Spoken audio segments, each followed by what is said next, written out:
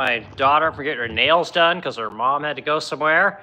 Then I set it for 5:15, and then she told me she forgot her keys and her wallet at the nail salon place, and I had to run her back there, and dang it. Anyway, I try and be on time. It's a big pet peeve of mine is when people are lazy about time management, and I do not like being late personally. I don't like when other people are late. We all kind of have busy schedules, and I expect people to show up on time, and I hope people would expect me to show up on time. So anyway, topic for today, we're talking about higher prices, right? So higher prices will require more quality, and we're going to talk about this from a couple of different standpoints. The tariff conversation has been a big thing, so I want to talk about it from that standpoint, which is something that I don't think a lot of people are talking about, right? So when you are introducing a higher price to a product, especially a much higher price, your customer is going to have a lot more options because a lot more people can operate in that space. And so the quality of the product you're selling will become more competitive. It will have to be better. And I don't think a lot of people understand this. It's always a race to the bottom on pricing when people talk about things.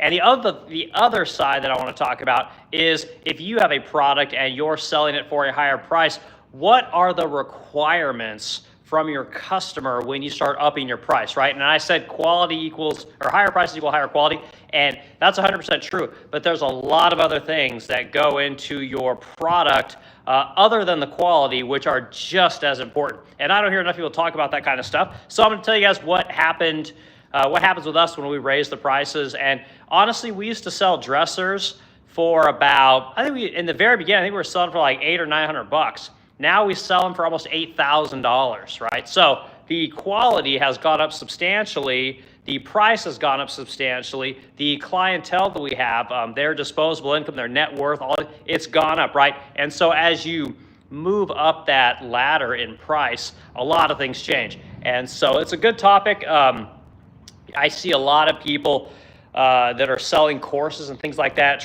they're always telling you in their ads, sell everything for higher, sell higher prices, make more money, blah, blah, blah. And while that is true, there's a lot more to it, So, we'll talk about that day. Anyway, my name is Eric Wolk, and I own the Resplendent Crow here in St. Louis, Missouri. I try and do talks most days about running a furniture company and aspects of running a furniture company, talk a little bit about the economy, stuff like that. But we got a small 7-figure furniture business and paint company here, and we do about 500 pieces a year. It's a good middle class life. It's a very hard job. There's a lot of work in it, but it's very fulfilling and worthwhile. I don't know that I would ever want to do anything else. Most people that work for us really enjoy it, and they really seem to like the place that they work and the work that they do. So don't let anyone tell you that working with your hands is not profitable. There's no way to make a living. Don't let people scare you into the idea that working hard is beneath you or is for losers. I've heard that many times. My life's pretty good. I got a pretty good life. Got the nicest house on the bluffs of Illinois. It's a gorgeous place. My wife doesn't have to work. She works here at the company. And we're not rich by any means, but it's a good life, and it's very fulfilling, like I said. And you get a lot of joy out of working with your hands and running a small business. So that's what we're going to talk about today. Got people coming in. So you got Craven in here, Rebecca's in here. We're gonna say hi to everyone. Hello, you guys hit the like button. Hopefully kick this thing around in the Google algorithm. Get more people into this discussion. If anybody owns a small business or has any feedback from their opinions on things, let me know. It's a good topic, and I enjoy talking about the business of furniture making because the truth is I want more people to own their own businesses. I think we need more small businesses in America, and I think that would fix a lot of the problems we have with corporations and basically politicians being bought off, and the high taxes and basically this needy society that we've kind of turned America into, where we have a lot more of the have-nots than the haves. I think if we had more small business owners, that would fix a lot of those things. So anyway, topic for the day is higher prices mean higher quality. Okay, what do I mean by that? So the things that you have to understand about raising prices, when the cost of say again a piece of furniture, if you're buying a $500 credenza from IKEA, right? You go to IKEA, you buy that thing, you bring it home, you put it together with the little tools, you do the little cam locks, you get all stood up. It looks really nice, and it's fine for most of it. It's very functional. It does its thing. But when the price of that $500 item then immediately goes to say $800 or $900 due to something like tariffs, what happens is the customer pulls back. Whoa, wait a minute. This is $900. Well, what else can I buy? And they start kind of looking around. And the truth is that when you're going from, say, a $500 credenza to a $900 credenza, there's a lot more choices out there. You can afford a lot more things. You can reach up and buy something that might be a little bit nicer. So what happens is that IKEA furniture, they have to find another way to sell their product to the same person, because now the person has a lot of other options, right? So what happens is, as the price of that good goes up, more people start not only saying, well, I'm going to look and see what else I can buy, but you get more people coming in saying, hey, I bet I could make something for $900. Like, maybe I ought to try making something, start a little business in my garage, and maybe I can make that credenza and get some of that IKEA business. And the truth is you can. And this is how most small businesses start. And I don't hear enough people talk about the fact that all small businesses, at least as far as I am aware, they start with the idea of, hey, I can't afford this thing, whatever it might be. Again, a piece of furniture in my case. I can't afford to buy, furniture on my own. I can make a piece of furniture. I can try to make a piece of furniture, a cabinet, whatever. And you do that, you realize, I kind of got a hand for this. I got a knack for this. And it turns into where your buddies saying, hey, you make me something, and then another person sees you making something, say, hey, can you make this? And that thing turns into it turns into a business. And that's how businesses start, like all day, every day. And as the prices rise, more people are looking for more goods. And so you will have more opportunities to start your own business. And if you make something in America, I mean, my goodness, guys, as the price goes up, it becomes an advantage to make it here in America. And what everybody wants you to think is that you can't compete with China, right? You can't compete with Vietnam. You can't compete with big corporations and all this kind of stuff. And as all these companies are forced to raise their prices because they produce their stuff in other countries, it gives you a big opportunity to make a product yourself and to sell it, because more people will be looking for whatever that product might be. So it's important that you guys think about it like that. It lowers, in many ways, it lowers the barrier to entry by raising the cost for the people that are already in the market. So it's a good thing, okay? Now, the other side of this that I told you guys I want to talk about is we got the girl Nia in here. Good to see you. Hello. Hit the like button. Add to the discussion if you can. The other side of the discussion is, as you raise your prices, you're gonna jump customers, right? So you've got kind of like, what I'm always talking about is good, better, best, right? These are kind of the places you can operate, right? And good is kind of where a lot of people start. Maybe that you start off in better, but where you ultimately want to be is in best. Because best gives you the most opportunity to sell the highest margin product, provided you make it here in America. It's very difficult to sell junk in the best tier, right? People aren't going to pay top dollar for your shit product, right? They want to know where it's made, who makes it. They want to know about the company. It's not as simple as just they have money. Like, I hear a lot of people say, people with money don't care. They'll buy anything. And it's not true. The people that buy money are the most discerning about what it is that they buy. They're not going to buy just anything. They do their research. They know people within their social groups that have purchased expensive things, and generally they're going to get information from those people, right? So word of mouth becomes very important when you're operating in those higher tier demographics, okay? And that's the bulk of what we're going to talk about, right? What does it take to operate in that space, right? As you're raising your prices and you're jumping from good to better to best, what do those customers expect, right? You can't just sell an expensive good to somebody because you have an expensive good. Doesn't work that way at all. And and again, maybe people charge for this, but the truth is that when you're trying to operate, with a person, like, we'll use a car for example, like a Ferrari, right? You're going to sell somebody a $500,000 Ferrari. You're not going to sell a $500,000 Ferrari to someone that makes $50,000 a year. It's not going to happen, right? You're going to sell a Ferrari to someone who basically can buy that car in cash, right? This person probably makes $1 million, $2 million a year, maybe $3 million a year. They have a very high net worth and they make a ton of money, and their expectations for how they're going to be treated during the purchase of that product are more important than the product. And this is something that, I don't think people understand. You cannot operate in the space where you're selling very expensive products to high net worth people and use what my wife would call like generic slang. Like I talk like an idiot most of the time, but when I'm around those people, I generally put on my educated voice, to be quite honest. But you can't. You have to speak these people's language. You have to operate in the space for which they're accustomed to operating, right? You got to have a clean place. You got a very clean experience when you are dealing with your customer, you're delivering your product. Your people have to be clean, well-spoken, highly professional. Your vehicles have to look nice.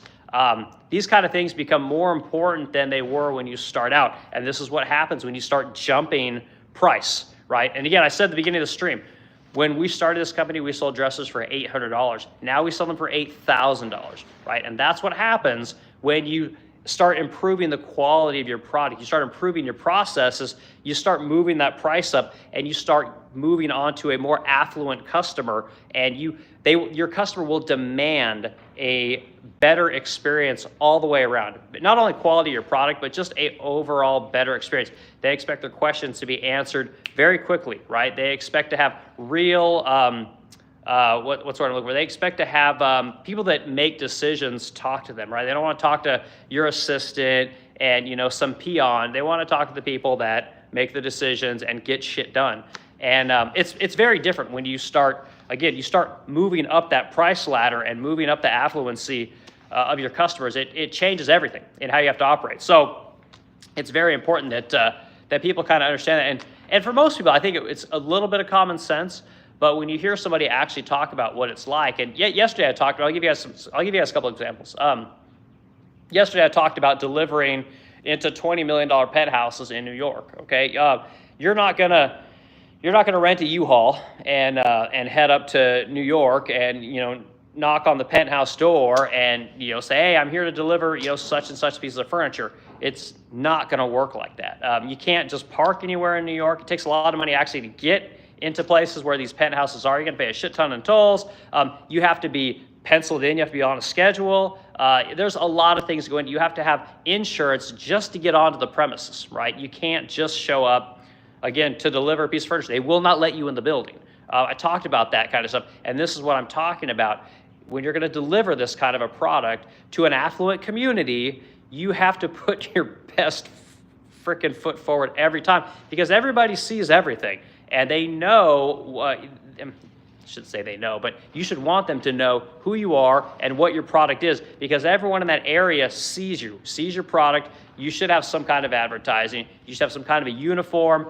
Be super professional, because, again, as you jump up that ladder, you don't want to be, I talked about yesterday, you don't want to be showing up, smelling like weed, all disheveled and looking like you just drove, for 5 days and you just look like crap. Like, you don't want that. You want to have a professional, clean, high-end experience for your customer, because you can deliver the baby Jesus, but if an asshole delivers the baby Jesus, no one's going to care, and that's, my wife says that all the time, and I think it's very true. It's more important than people give it credit for, So anyway, we've all had a crappy delivery experience, and I had a horrible delivery experience from a company called Joybird, who sells couches and homewares and stuff like that. And we bought a couch that was white glove, and when the people brought that house in, they smelled like weed.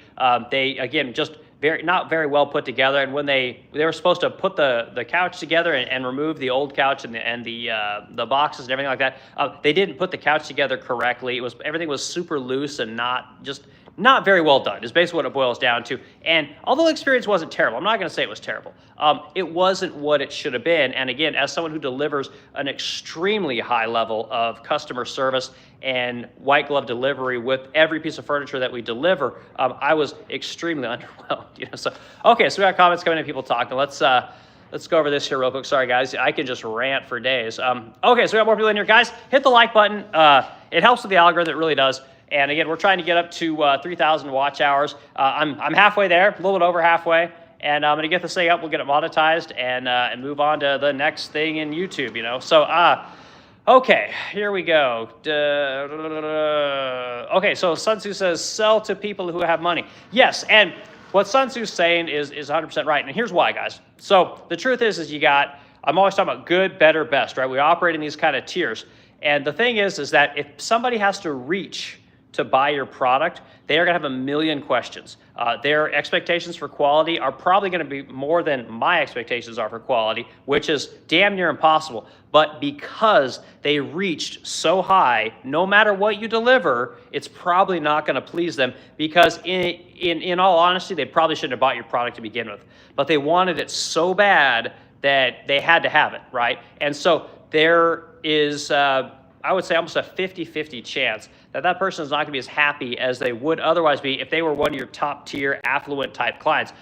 The affluent people that Sun Tzu's talking about, people that have money, these people buy $10,000 things like you and I buy $50 things. It's not a big deal to them. It's not a stretch. It's just something that they have to have for their home. They don't even think of it as buying expensive stuff. Expensive stuff to them is a jet, right? Expensive stuff to them is a Rolls Royce. It's not a $10,000 credenza, right? So, but these people, when they buy stuff, they don't give it a second thought, right? When it shows up, they're happy, they're excited, it's great, but it's not a reach for them, right? So they can actually appreciate it when it shows up. They can just be happy that they got something that's a statement piece, that's handmade, that's very unique.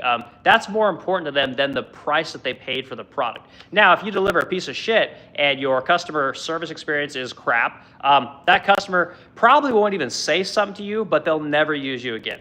And they're never going to recommend you to their friends, right? They don't want their friends to even know that they had such a crappy experience. So you lose, basically. Even though the person that was reaching for your product was able to purchase it, it's actually a loss.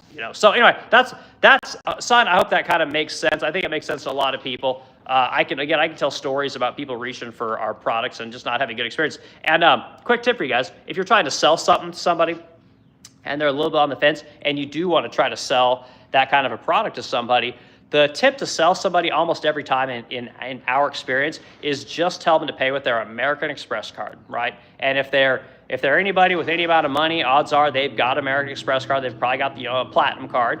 And the truth is that American Express is the most rabid company on earth for protecting their cardholders, okay? And what happens with American Express, and this is why eBay no longer takes American Express, right? So my wife, I'll give you guys some quick examples here. I know it's a little bit off topic, but this made me think of this. A little bit off topic, but my wife had bought a Chanel jacket on eBay, a vintage one, and she got it authenticated after she bought it, and it came back as fake.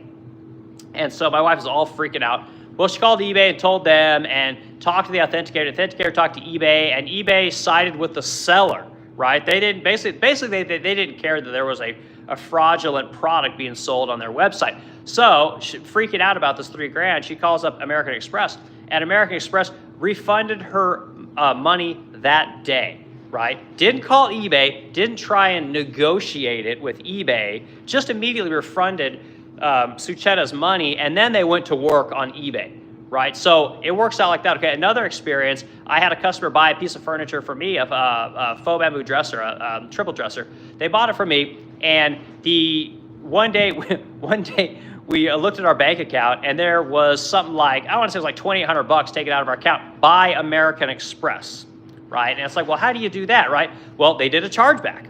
And same deal.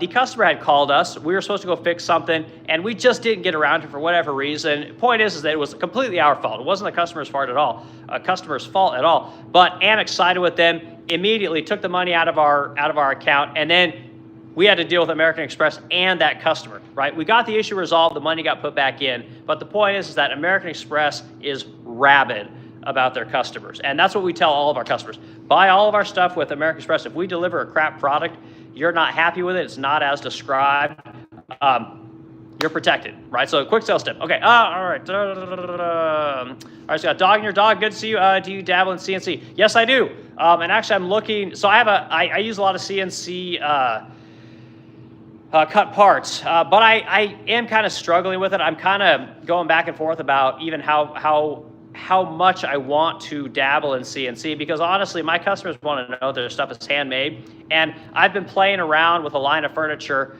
that is strictly CNC cut. It's called the Travers line. If you go on the resplendentcrow.com, you can Google it. And I only have one piece up, but I also have two nightstands here in the shop that I'm trying to get finished up, but I've just been too busy. That are also going to go into that line. So I'm slowly kind of building pieces up on the CNC side. I will get CNC parts cut on my credenzas and stuff like that, but I've been just, again, the quality of the down cut on a panel leaves an edge that is, it's almost like shredded or it's almost like furry, maybe something like that. And it's not good for putting furniture together. And it could just be the guy that's cutting it. Maybe it's his bit. I don't know. But cutting it with a regular router by hand, it's so much cleaner. So I'm thinking it's the kind of the bit that he's using. But I don't know. I'm looking at buying my own CNC router. I'm looking at a company called Millwright. They sell a seven tooled CNC. They can be assembled here on site. They're in Georgia. They're a cool company. I've talked to them before. It's like 15 grand, maybe 16 grand. And it's a great starter CNC. It'd be great for cutting panels and just playing around with all the G code and learning, how to set up the tooling, the speeds, and the cuts and the ops and all that kind of stuff. I think it'd be a good router. I talked to Shop Saber I talked to them last year. They wanted like 60 grand for a CNC, which their CNCs are awesome, but that's a lot of money to have sitting on the ground when you're trying to learn something. So I don't know if that answers your question, but yeah, I've got a guy who cuts all my stuff that I ask him to. Most of my fretwork is cut on CNC router. I used to use my pin router, which I've done a ton of videos on. I do a lot of videos on making pin routers because that's really the tool that I use the most for cutting all my crazy furniture. Like when I got to do crazy curved cuts and, like I said, real decorative fretwork and stuff like that, I use that pin router all the time. But a CNC router would be nice, So I'm working on it. It's something that I'm thinking about. So good question, dog. P. Diddy, yeah, Diddy's in here. Good to see you, Diddy. Let's see, Richard Mott. See, are you a serious businessman, or do you consider yourself more lax in the business world? I'm as hardcore as it gets, Richard. I'm the definition of a businessman. And what I mean by that isn't that, I'm some cutthroat person like that. I live and breathe my work.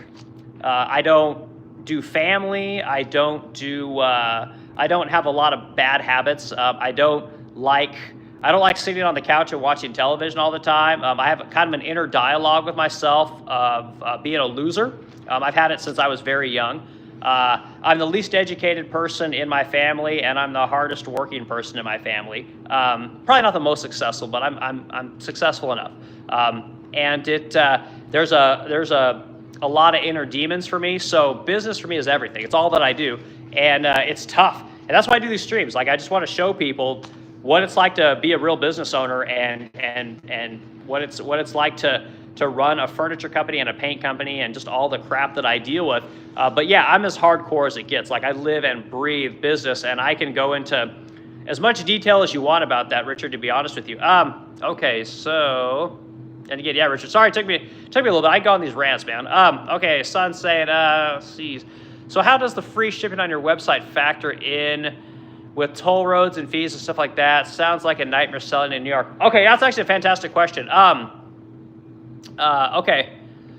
So we gotta go back a second, guys. So we're gonna go back kind of to the beginning, okay? So the first question is how do you deliver furniture in America as a small business, right? How do you even learn to do this thing? And the truth is the first delivery we ever made was to Casper, Wyoming on the website UShip.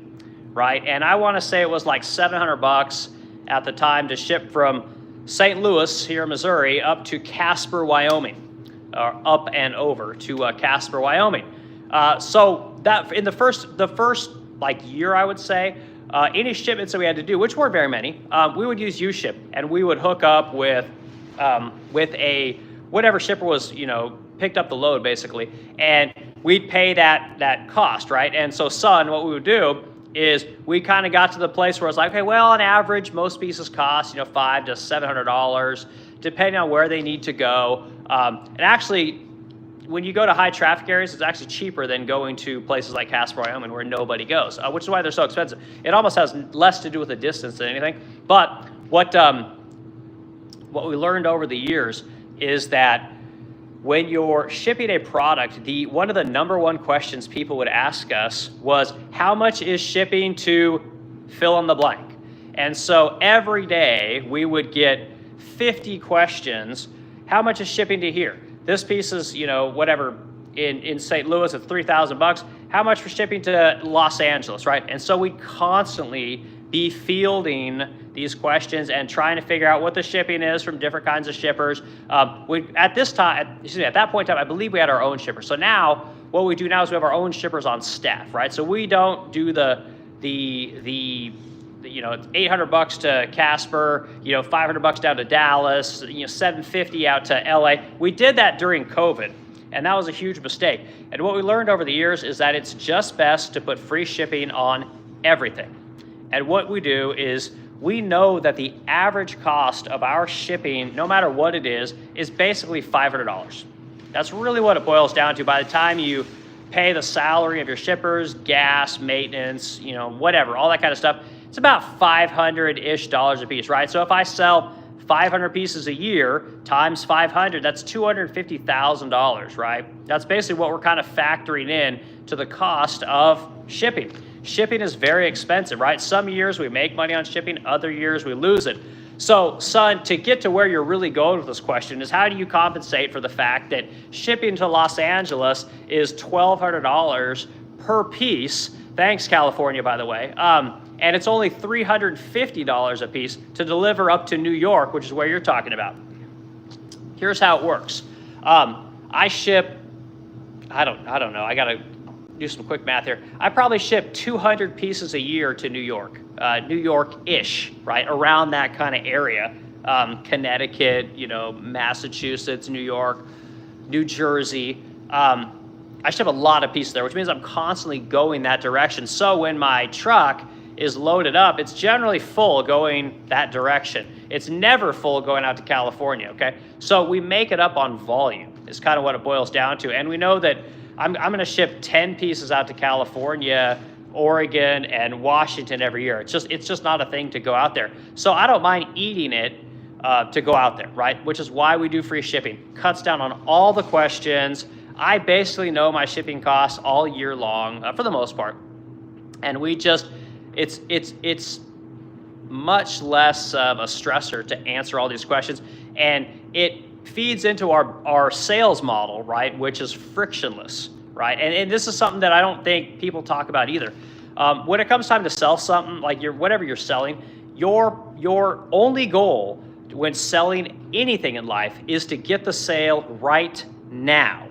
And you want zero questions, you want the motherfucking credit card right then and there. If the person leaves or has to ask a question, you have failed. Okay, and this is how you need to think about sales. When somebody walks into your store, if you have a store in person, you are to sell them right then and there. They do not get out with, oh, I need to go back and talk to my boss, my husband. I need to go look at dimensions. I need to go, I'm not sure about this, I'm not sure about that. You sell them then and there. You go Wolf of Wall Street on them, right? Like, they do not get off the phone. I forget the line in the movie. The lines in that movie are just, they're so good, right?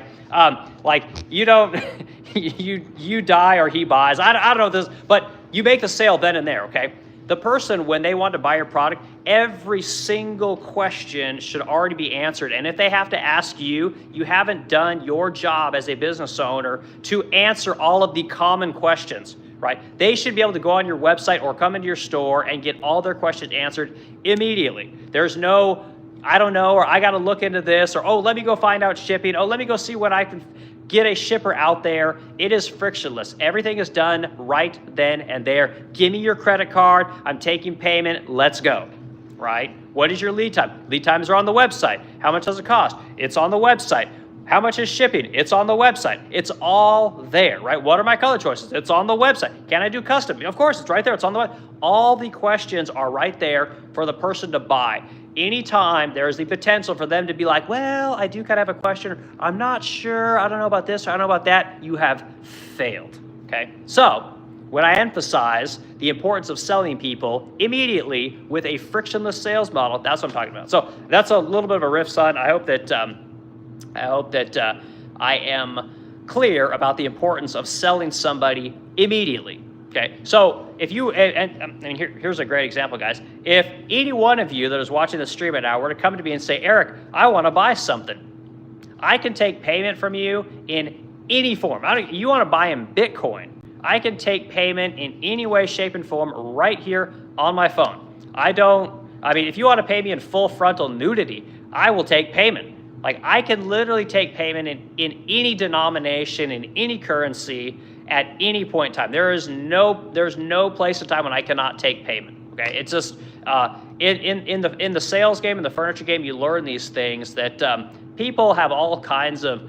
I'm not going to go. The point is that there are customers that are always looking for an excuse not to buy. There's a lot of people that just want to ask questions. It kind of whets their beak because they can't really afford your product, which goes to what Sun was saying earlier about you want people with money buying your shit, right? You want people that are qualified. We call these qualified customers.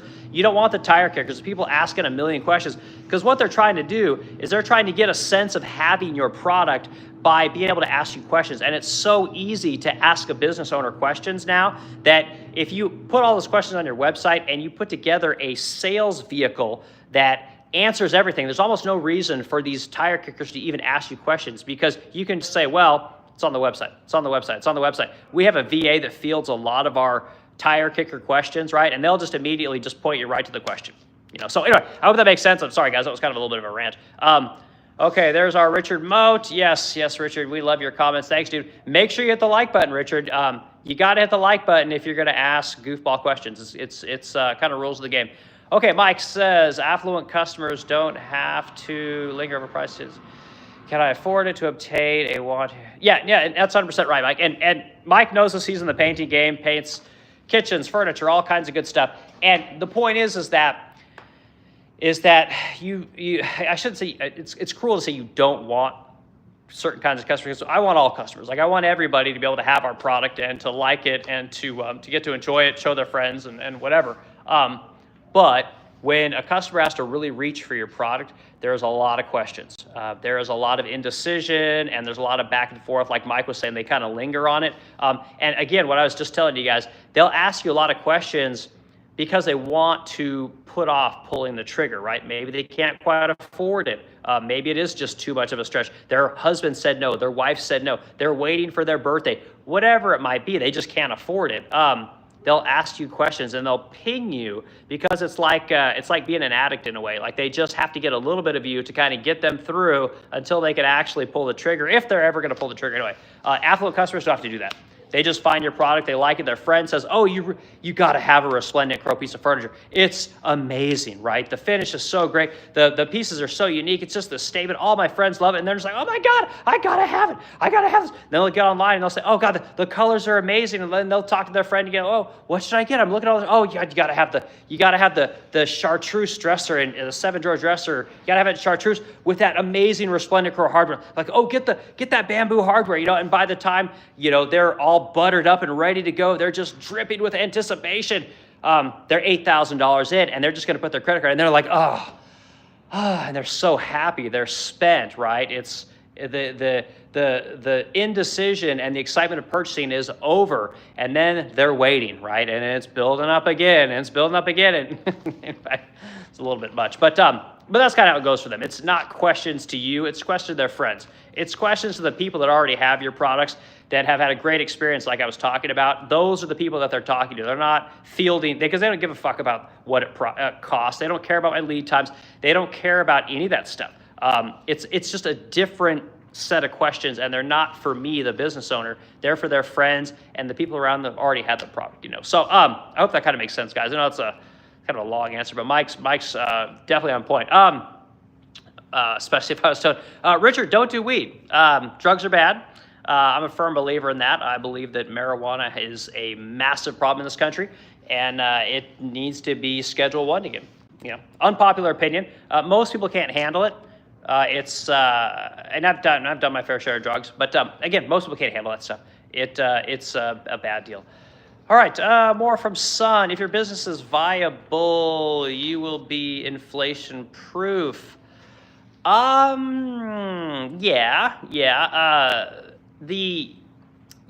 people want your product, they want your product. There's no doubt about it.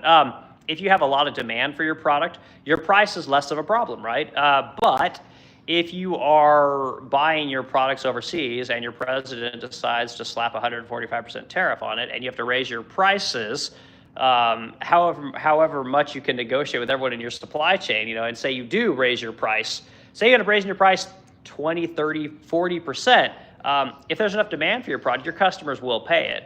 But if it's not, then you will go from being a viable business where people did like your product at 30, 40% less, it becomes much more difficult. So yeah, I mean, but I get what you're saying. If you got cash flow, you got cash flow, right? Cash flow is what makes a company work. And if you got profit at the end of the day, you're doing good. If you're one of these businesses that lives on debt, which most businesses live on debt. I don't know if people understand this, how the business models work for a lot of companies. Most businesses are in debt all year, right? And that's why they say Black Friday, right? Black Friday is when businesses finally get into the black after operating the red all year. And you might say, well, why is that? Why does it take all year long to get to profitability? And here's how it works, guys. I learned this because I had to do this during COVID because we needed we didn't have enough products to sell. So here's how it works. So what most businesses do is around the beginning of the year, first quarter, Q1, they sell some kind of a retail item. A lot of people have retail businesses, and they need to fill those retail businesses up with stuff, tchotchkes and lamps and, art and shelves and flowers. And I mean, there's all kinds of things that are being sold, wallpapers, whatever. Well, they go to wholesalers, right? These are people that are they're kind of middlemen and even distributors, but mostly wholesalers. And they go out and they spend $20, $30, $40, $50, $150,000 in Q1 to fill up their stores with stuff, right? Shit shows up around Q2, and then they start filling up their stores with the stuff as the product is moving down. They're bringing new product in, and so they have a bunch of debt, okay? And they'll do this for the seasons, right? You got the stuff that is being purchased for Christmas will be bought in the spring at the latest. I mean, it might even be bought at the beginning of the year so that it's produced and ready to go by the time Christmas shows up, right? So they're having to pay back this debt. Say they're paying, if they took out $150,000, they're paying back approximately, we'll just say $10,000 to $15,000 a month to service that debt, right? So they have to sell that product. Well, the markup on that product, if it's coming over from a foreign country, is going to be 2.5 times at a minimum, right? So when you buy a product overseas, say you sell it here in America for I don't know, say you sell it for $100, right? Odds are they purchased that product for probably something like $20, right? So they're making $80 on top of that $20 $20 investment, and that's going to cover their loans and rent and mortgages and salaries and insurance, all that kind of stuff. That's how the retail game works, right? So every month, these people are taking a salary for themselves with debt, right? Or maybe they're taking that salary with the cash that they've brought in from the product that they bought on debt. And this is how the cycle of business works for most industries. That's not how we operate here at the Resplendent Crow. We basically operate on a cash basis, which is why we have almost no debt, which is really nice. But it's a very difficult way to do business. Trust me, it'd be so much easier to go get 250 grand and then just chill. Like, say no to business because I got tons of cash in the bank. I got enough money to service that debt and hope that I can get enough money to come in every year to just pay off the debt. But anyway, I'm rambling. Sorry. Okay, who we got? NA's in here. NA, good to see you. Let's see, is an internal dust collection system worth it?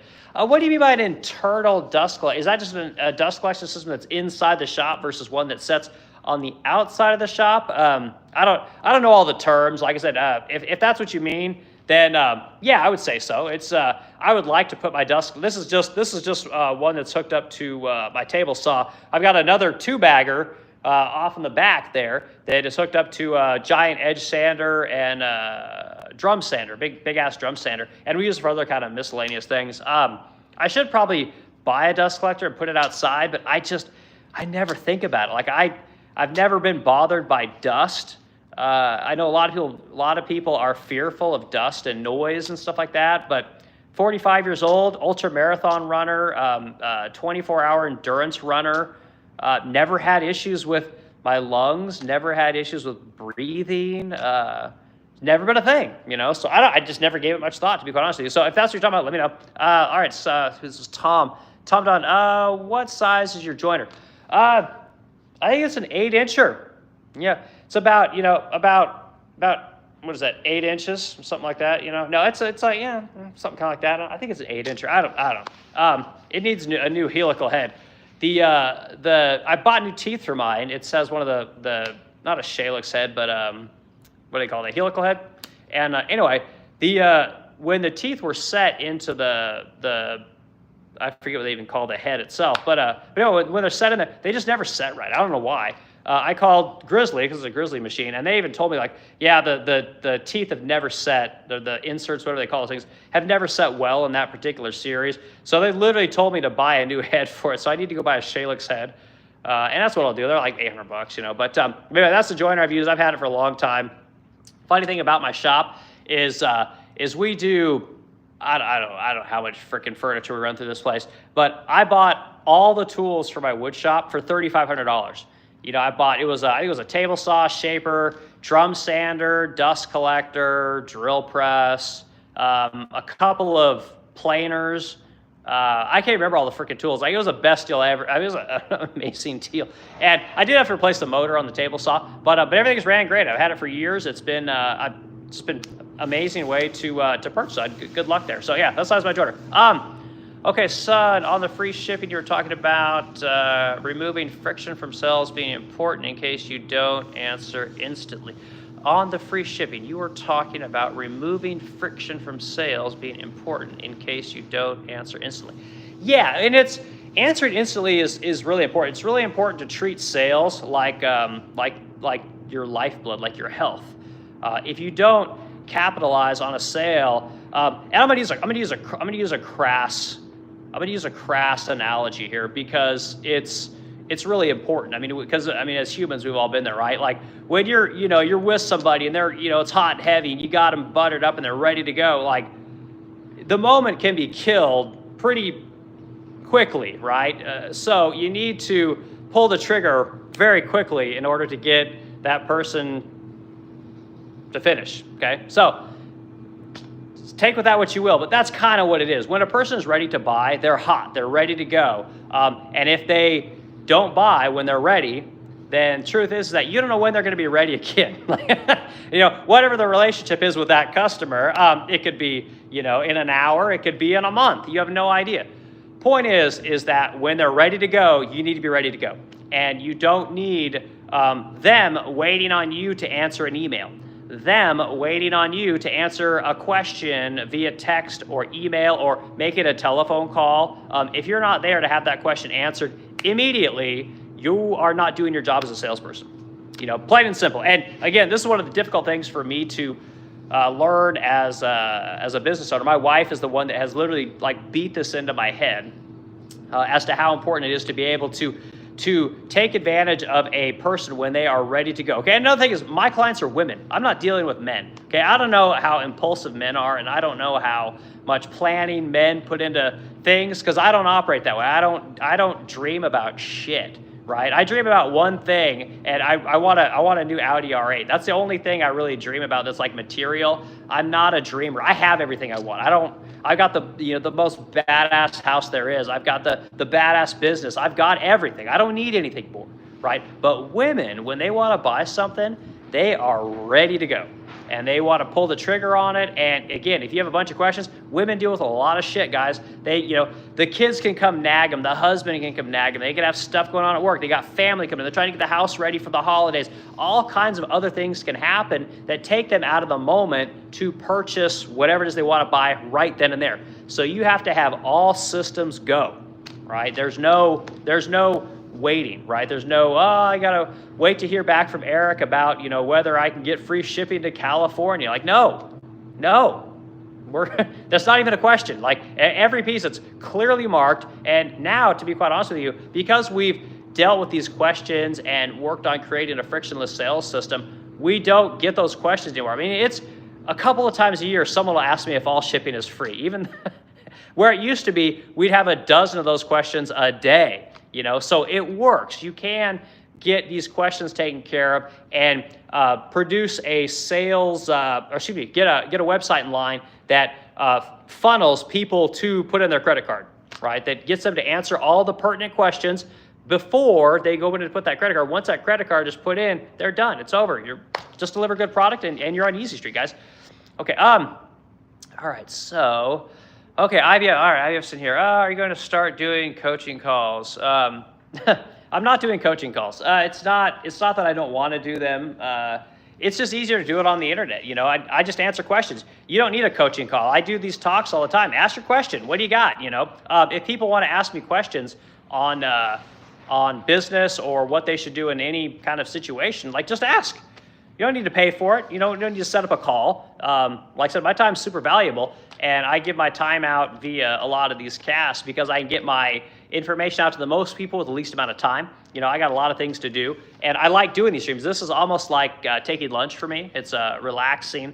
So it's nice to get out of the shop and just come in here and just shoot the shit with people. But I don't need to do conference calls. You know, the other thing is, like, I tell people, like, if you're ever in St. Louis, stop on by. I'll show you guys exactly how we do things and answer questions then, you know, but I don't really want to do conference calls. I don't really want to get to know people that well, to be quite honest with you. Okay, let's see, Batcha Crazy in here. Batcha, good to see you. Soundwave's in here. Soundwave, good to see you. Okay, so I guess I've gone through most of the comments at this point. Okay, so that's good. All right, so last thing, talking about quality, okay? So I'm going to go back to this, some of the things that I learned during COVID about pricing your products and how quality is affected. Sorry guys, just gotta move my camera right here. The quality of your product, if you're gonna raise the price of your product, you have to show some hubris because we operate on another thing at our company here, which is called like, know, and trust.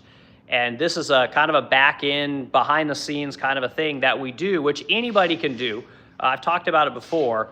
It's very important that you talk about why you are the most badass whatever you do, you need to talk and act like you know what you're doing.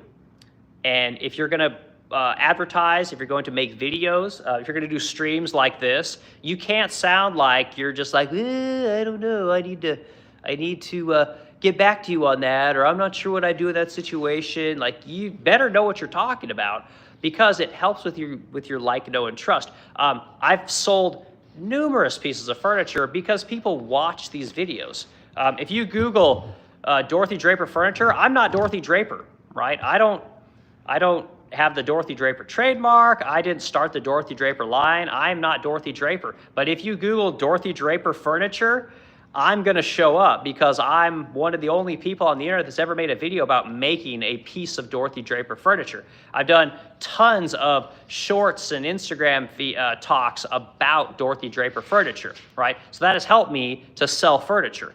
If you Google faux bamboo furniture, I'm going to show up because I've done so many talks about faux bamboo furniture. I've done so many videos about by teaching people how to do this stuff. You have to do these things. Right? You have to be the authority on whatever it is you are selling, right? Whether it's a service or a product, you better be the person that everybody thinks about when they think of that product, right? When people say Kleenex, right? They really mean bath tissue, right? And bath tissue is a universal product. No one has a trademark on bath tissue, but Kleenex was the company that came with it. Everyone thinks of Kleenex. They just say Kleenex. Kleenex is bath tissue, okay? The Resplendent Crow is lacquered furniture. You need to be this thing. This will allow you to raise your prices. But when people look at your, $8,000 credenza, you better be the person that pops up for that kind of thing. You better be the person that's willing to say that, yeah, my shit is way better than everyone else's shit, and here's why. Oh yeah, I've got a million videos about why my stuff is so awesome. I've got a million talks about my delivery system, how I deliver things, frictionless sales. I'm the guy that talks about, the sales model like it's a freaking orgasm, right? You have to be willing to talk about your product and be the authority. So you cannot raise your prices behind the scenes. You cannot be a faceless company and charge a premium dollar for your product. Like, you just can't do it. So start early. Make the videos now. If you're going to charge more for your product, if people see you've always sold things for $2,000 and suddenly they're for $3,000, get on the internet. Start talking about it. Why are you raising your prices? That's why I tell people, here's how I do my coating, right? I talk about base coat, clear coat, the sanding process, the priming process. I show everybody what it is that we do. So when I raise my prices, nobody says, oh, that's ridiculous. They go look at everybody else's stuff and they go, well, how come everybody else isn't showing their process for making furniture? Why are they talking about the people that make their product? Because the truth is the person that makes their product, their name is Chang. Their name is Ming, right? It's not, Eric. It's not Sucheta. It's not, Manuel, Nazar. It's not any of these people. It's somebody that nobody gives a shit about. But when you are the authority and you put your product out there and you come up when people are looking at the product that you sell, you can charge whatever you want, guys. You just can't, and it's something that I don't hear people put enough emphasis on. You cannot be timid about being good at what you do. And here at the Resplendent Crow, we're not. I am not a timid person. I will take the furniture challenge with anybody, and I will take the delivery challenge with anybody. I will take the business challenge with anybody. While I'm not super successful at it, I'm good enough. I've been here for 8 years. We will be here for a long time, and that's a whole nother thing. If you haven't been in business for a long time, why would somebody give you a ton of money? Like why? There's no reason for them to give you a shit ton of money. What are you selling gold? You haven't earned it. So keep these kind of things in mind when you raise prices. Your quality has to be really high. And as that price goes up, your quality better go up. And if your quality goes up before your price, talk about it. Don't be afraid to say, yeah, I used to paint shit this way, and guess what? Now I'm painting it this way. My hours doubled. I used to spend 16 hours a piece sanding and painting. Now it's taking me 24 hours to do it. Whatever. Don't be afraid to be open about your process and talk about why it is so much better than everybody else's stuff. There's nothing wrong with it. Be passionate about what it is you talk about. Be passionate about what it is that you do. Because that stuff translates into dollars. It translates into people going like, yeah, man, that guy necessarily like the way he talks. He uses a lot of profanity, but man, he is really good at what he does. He's amazing. And it's worked for us, guys, and it's going to continue to work for us. And I think that we'll be in business for a long time as long as we're willing to put in the work and talk about our product and show people how and why we do things the way that we do them. So when your customers go and look for somebody else's product because you went from a $6,000 dresser to an $8,000 dresser, you better believe they're going to be like, I better go look around here because Eric's prices went up quite a bit. And then they go look at, let's go look at Ralph Lauren's furniture. They go look at Ralph Lauren's furniture. His dressers are $10,000, and he's like, well, let's see how Ralph Lauren makes his stuff. There's nothing out there, nothing. I was like, well, Eric might not be so bad. I do know Eric. I watch his stuff all the time. His wife's pretty hot. She's got good style, and I like listening to her. She's pretty cool. I like her brand and the things that she's always doing. And man, what a classy chick. And this kind of stuff is what is going to sell furniture in the future, guys. And believe it or not, you guys are getting gold right now. Like, you're getting total gold. Most people charge for this shit. You have to be somebody that people like, know, and trust. And it takes a lot of time. And as the price of everything goes up, the people that are going to win are the people that show how their stuff is built, show where their stuff is built, show who makes their stuff, why you charge what you charge. All these things are way more important than just the quality, just the price, just where it's built, just the name. Right? A lot of things go into pricing furniture and getting your prices up, but quality is super important, and everybody respects quality. Quality always sells, and son, this is, a big thing for you, man, but quality is always in vogue. It's always in demand. When there's a depression, quality sells. When things are booming, quality sells. It always sells. And you'll get a lot of people say, oh, price is important. Price. Fuck that. Fuck that. You do not want to worry about price. Your price is not important.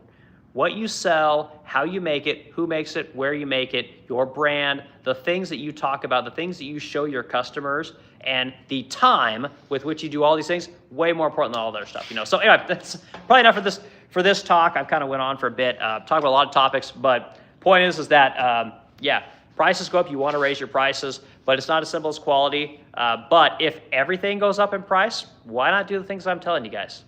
Talk about it. Show what you're doing, how you do it. Like, why are you better than everybody else? you got to be afraid to say, oh yeah, so and so, yeah, they're okay, but their stuff's kind of like, meh, it's kind of mid, But my stuff, like, I've been making this shit for 8 years. I was the first person to really popularize remaking all this furniture. It's like, well, I thought so. No, I've been making videos I got videos going back 8 years. Like, those guys, they say they've been making. Well, where are their videos? Oh, they don't have. Yeah, that's right. They don't have any. Because they don't actually make anything. They make it all overseas, dude. Like, here I am here in St. Louis. We make all this stuff. Nazar back here, he is actually the guy that made it, and Noé over there, he's the guy that paints everything, Sucheta sold it to you. Eric's the guy that, hell, I might have made something. I probably dabbled in a little bit of everything in your product. People like this stuff. And as you move up the income stream, right, the affluency stream, whatever you want to call it, they love this stuff, guys. So, I hope this is a good stream for people. It's a lot of good stuff in here, and like I said, you guys are getting some gold. Most people make you pay for this stuff. That's not what I'm trying to do. I just want to show you guys what it's like to run a real business, real talk from real people, and that's how it is. So anyway, everyone have a great day. I go to this credenza, and I will yak till tomorrow.